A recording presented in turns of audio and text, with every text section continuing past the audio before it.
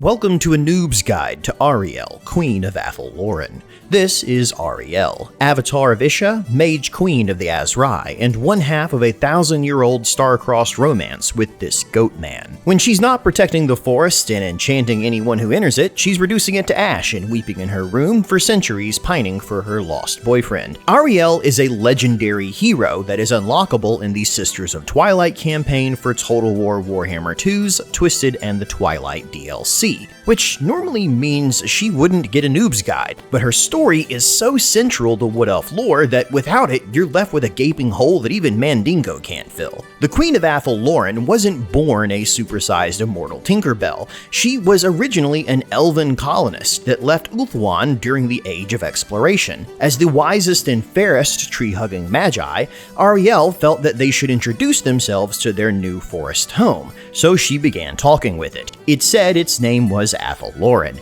It liked dirt, sunlight, and a temperate amount of rainfall. It didn't like being burned, chopped, and dug up, and if Ariel or her pointy-eared friends tried any of that, it would cut them 4 ways from Sunday. Realizing this forest wasn't somebody to F with, the elves promised never to take anything without giving back in service. To celebrate their new pact, everyone learned to communicate with the forest by tree singing. It's like throat singing, but with a bit more basswood. The Wood Elves, or Azrai, had left Ulthuan before jealousy and spite shattered the great nation. For this reason, the Wood Elves see themselves as the only true elves left in the world, as only they embrace the whole of their nature and are therefore capable of the greatest extremes of thought and deed, which is ironic since it makes them sound just like every other sanctimonious douche elf out there. But it can't be all kumbaya and forest orgies. Soon enough, thousands of stunties showed up, and since you have to be at least 5 foot tall to party, it meant war. A great council was called at the foot of the Oak of Ages, the spiritual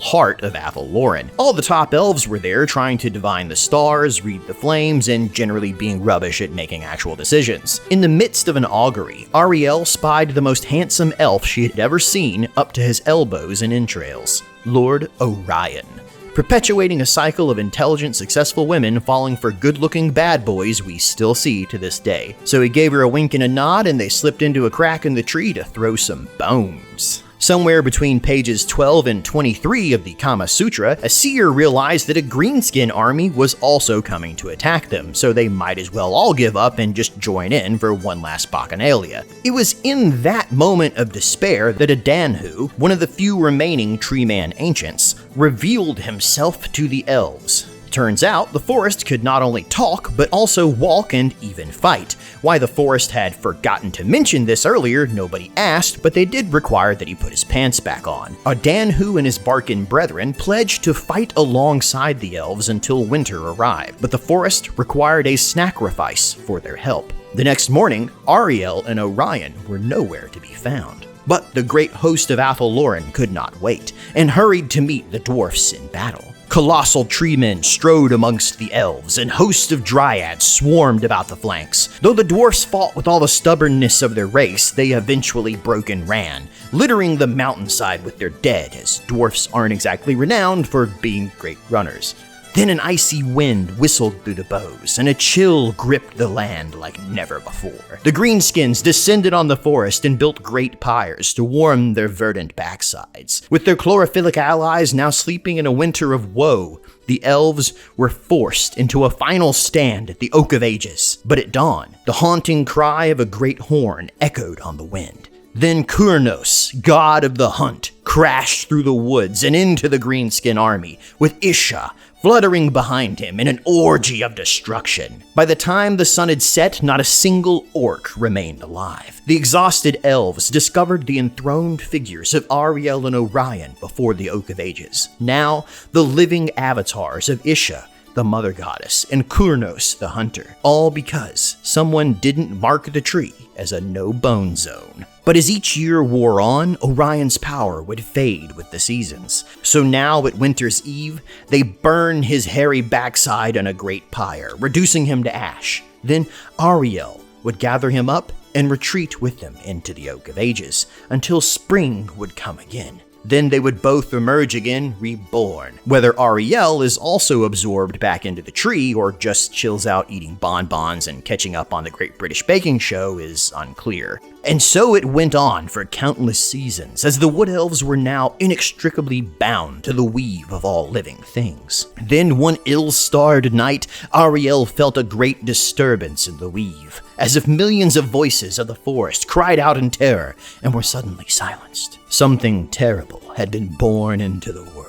Where the creature walked, the fabric of the world twisted. Trees writhed into terrible and unnatural shapes. Blackened crops bled under the scythe. Sanity became drooling madness. Cats married dogs, dishes ran away with spoons, and flesh reformed like Play-Doh in a toddler's hands. This corruption had a name: Morghur, the Shadow Gave. When enemies enter the forest of Athel Loren, Ariel takes on the form of sexy mothra, doubling in size and unfolding gigantic wings of shimmering iridescent color, glowing with an inner light like the moon and trailing glittering stardust. In this form, Ariel can fly around the battlefield, wielding her magic with ease. Well, not fly, so much as like hover, kinda.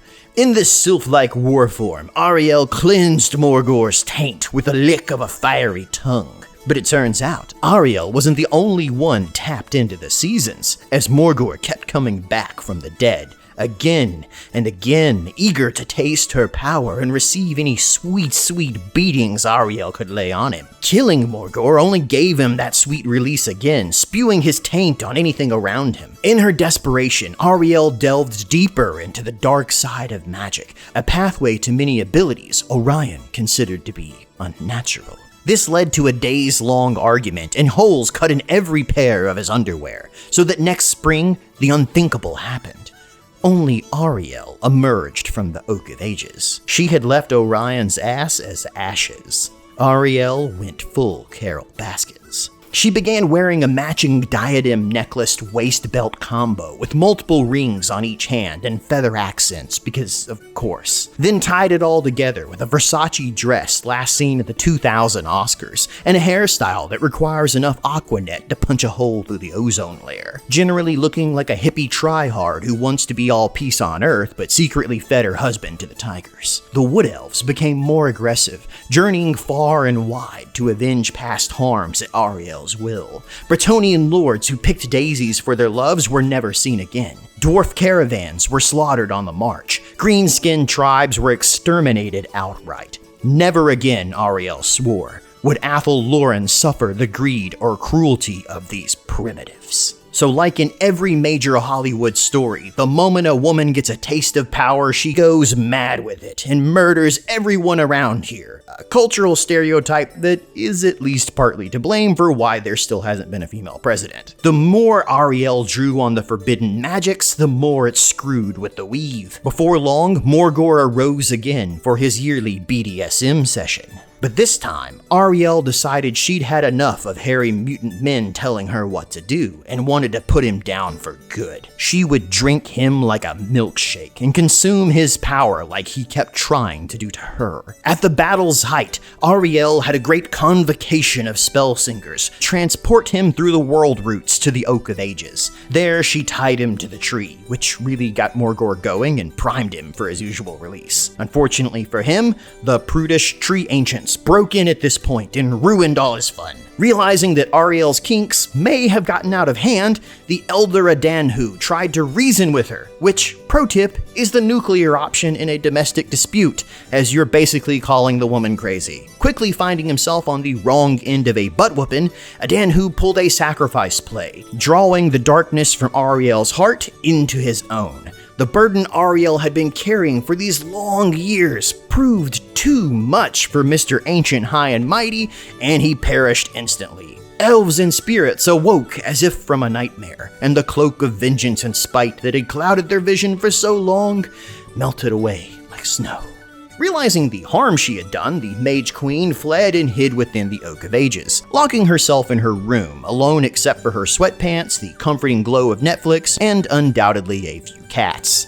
Her final act before sealing herself away was to return Orion to the world, then awkwardly hand him a box of his things and tell him it was best if they slept in different parts of the tree for a little bit. There she has remained. Even attending a great council meeting via Zoom is too embarrassing, so she sends 2 heralds instead, the twin sisters of Twilight. Neither sit in Ariel's throne, but instead listen and take notes to bring back every night, along with another box of chow mein from Panda Express. But now, at the game's start, Morghur's hairy brown taint again stalks the land, and though the sisters are rough and ready, it will take the experienced lash of their mother to handle this beast. So you'll need to heal your forest up to 100 and summon Ariel out of her never-ending quarantine, and also likely give her a bath and burn her clothes. Right out of the gate, Ariel lays down the hurt with 3 unique items for use in battle. Acorns of the Oak of Ages, because everyone is allergic to magical nuts. The Dart of Doom,